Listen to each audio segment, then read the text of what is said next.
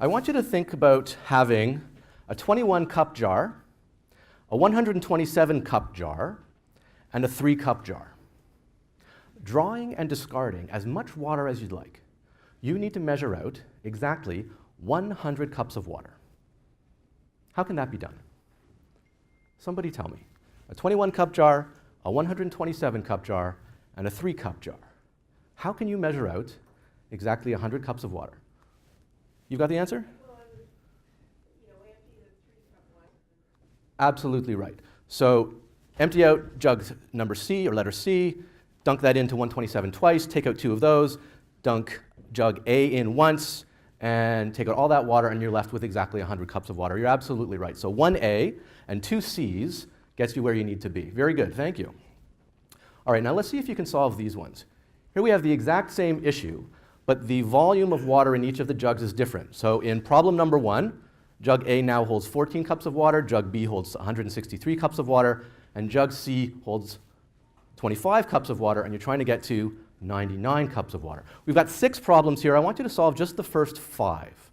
Okay, the first person to get the solution to the first 5, put your hand up. Remember, the answer to the first one was 1A and 2 C's. Who can get, you got that already? Okay, what is it? Well, what's the answer to number 1? It's the same process. The same process. Number 2? Yeah, 2C and 1A. And what about 5? Same thing. Same thing. Absolutely right. The answer to number 5 is 1A and 2 C's, just like the original problem. But you overlooked something, as everyone always does when I do this exercise. There's a much simpler answer here. For number 5, just C minus A. A much simpler answer gets you where you need to be. But you didn't see that. And why is it that nobody ever sees that solution? It's because we've learned to see things in a particular way. And that way of seeing things interferes. Isn't it paradoxical? We always think learning makes us smarter, but sometimes learning gets in the way of our ability to see solutions. And this is one of the reasons that culture interferes with our ability to be innovative. What is culture?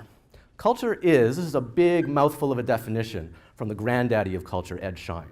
He says, culture is a pattern of basic assumptions, invented, discovered, or developed by a given group as it learns to cope with its problems of external adaptation and internal integration, that has worked well enough in the past to be considered valid, and is therefore taught to new members as the correct way to perceive, think, and feel in relation to those problems. Now, if we were in an MBA course or a PhD course, we would dissect all those elements. For our purposes here, I just want to focus on the fact that culture is about learning. Your culture, the personality of your organization, arose and continues to develop as a result of your learning processes. What you learn is effective in the market and within the organization is what creates your culture.